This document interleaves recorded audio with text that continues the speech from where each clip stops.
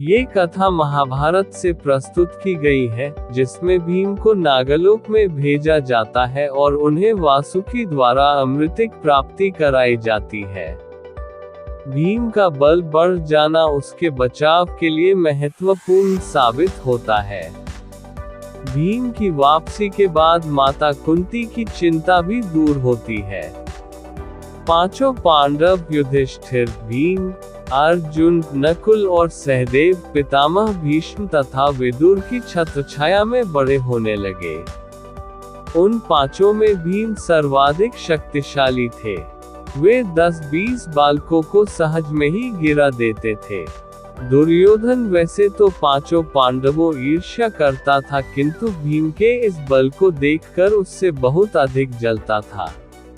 वह भीमसेन को किसी प्रकार मार डालने का उपाय सोचने लगा। इसके लिए उसने एक दिन युधिष्ठिर के समक्ष गंगा तट पर स्नान, भोजन तथा क्रीड़ा करने का प्रस्ताव रखा, जिसे युधिष्ठिर ने सहर्ष स्वीकार कर लिया। गंगा के तट पर दुर्योधन ने विविध प्रकार के व्यंजन तैयार करवाए। स्नान आदि के पश्चात जब सभी ने भोजन किया तो अवसर पाकर दुर्योधन ने भीम को विषयुक्त भोजन खिला दिया। भोजन के पश्चात सब बालक वहीं सो गए। भीम को विष के प्रभाव से मूर्छा आ गई। मूर्छित हुए भीम को दुर्योधन ने गंगा में डुबा दिया। मूर्छित अवस्था में ही भीम डूबते उतराते नागलोक में पहुंच गए। वहां पर उन्हें भयंकर विषधर नाग डसने लगे तथा विषधरों के विष के प्रभाव से भीम के शरीर के भीतर का विष नष्ट हो गया और वे सचेतावस्था में आ गए। चेतना लौट आने पर उन्होंने नागों को मारना आरंभ कर दिया और एक के पश्चात एक नाग मरने लगे। भीम के इस विनाश लीला को देखकर कुछ नाग भागकर अपने राजा वासुकी के पास पहुंचे और उन्हें समस्त घटना से अवगत कराया। नागराज वासुकी अपने मंत्री आर्यक के साथ भीम के पास आए। आर्यक नाग ने भीम को पहचान लिया और उनका परिचय राजा वासुकी को दिया। वासुकी नाग ने भीम को अपना अतिथि बना लिया। नागलोक में 8 ऐसे कुंड थे जिनके जल को पीने से मनुष्य के शरीर में हजारों हाथियों का बल प्राप्त हो जाता था।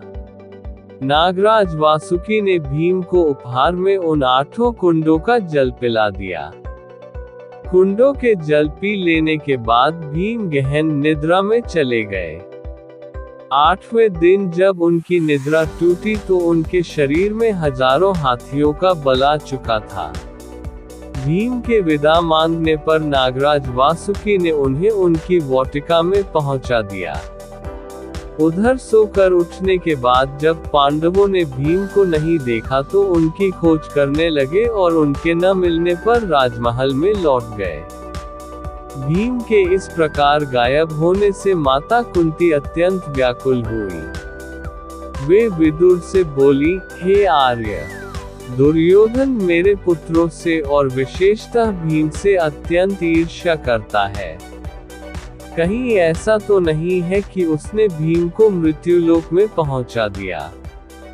उत्तर में विदुर ने कहा, हे देवी, आप चिंतित मत होइए। भीम की जन्मकुंडली के अनुसार वह दीर्घायु है तथा उसे अल्पायु में कोई भी नहीं मार सकता। वह अवश्य लौट कर आएगा। इस प्रकार हजारों हाथियों का बल प्राप्त करके भीम